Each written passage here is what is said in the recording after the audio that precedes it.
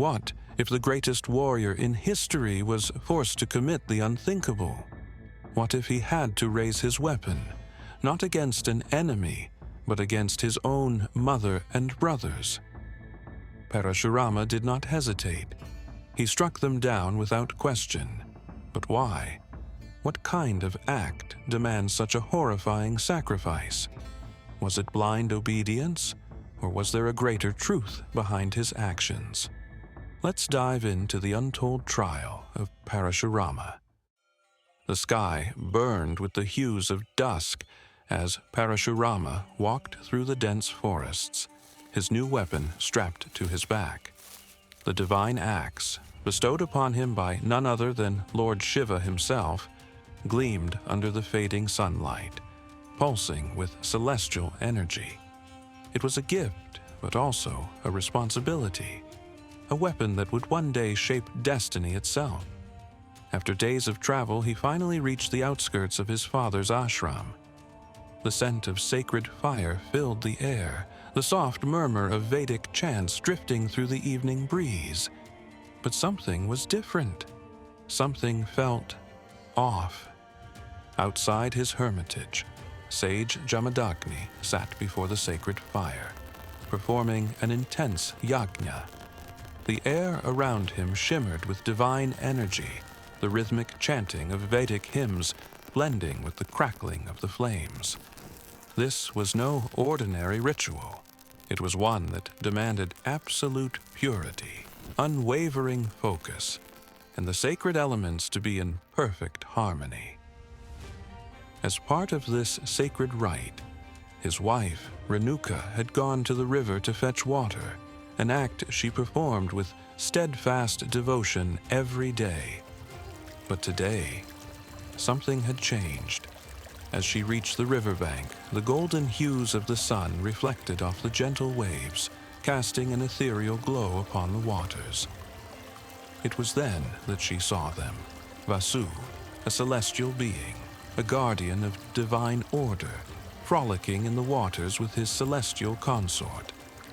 Their laughter, light as the breeze, echoed across the river, their divine forms glistening like molten gold under the sun.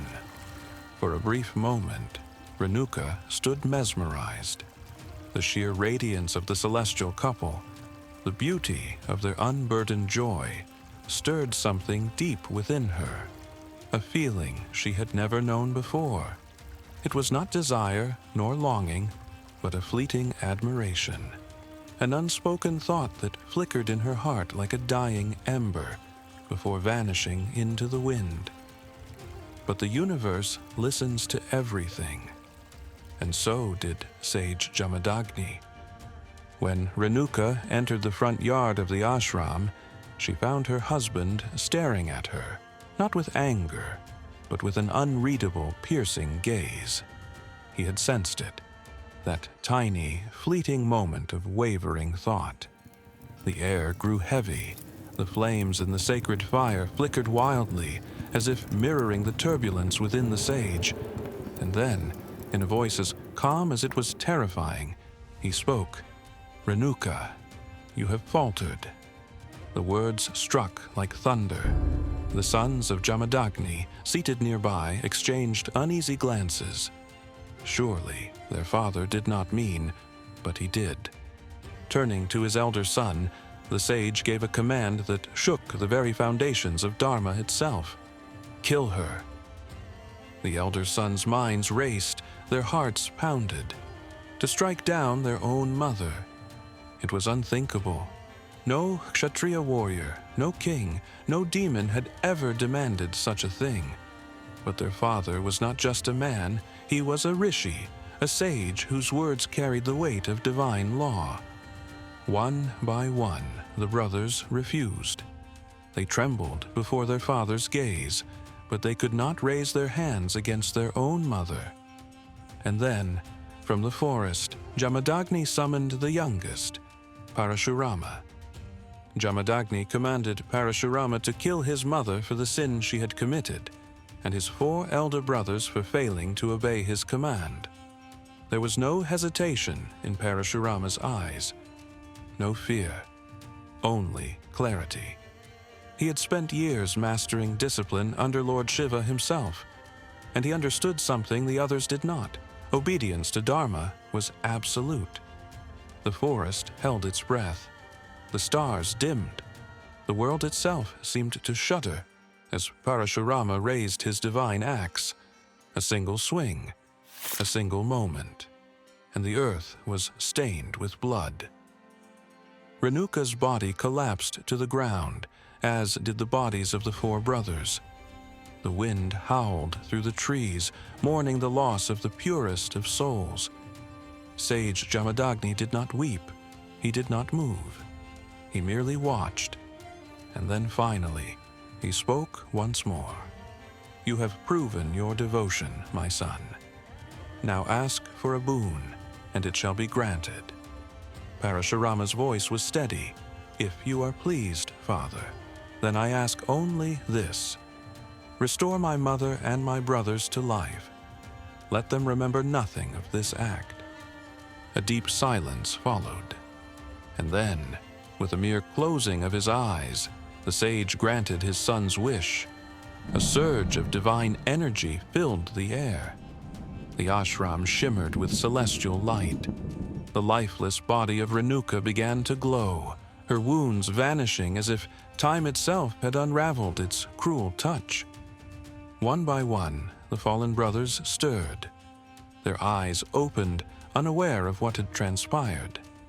To them, the day had simply continued, as if nothing had happened. But Parashurama knew.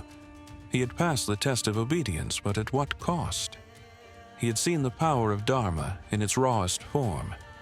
He had felt the weight of absolute duty. And he had glimpsed the path ahead.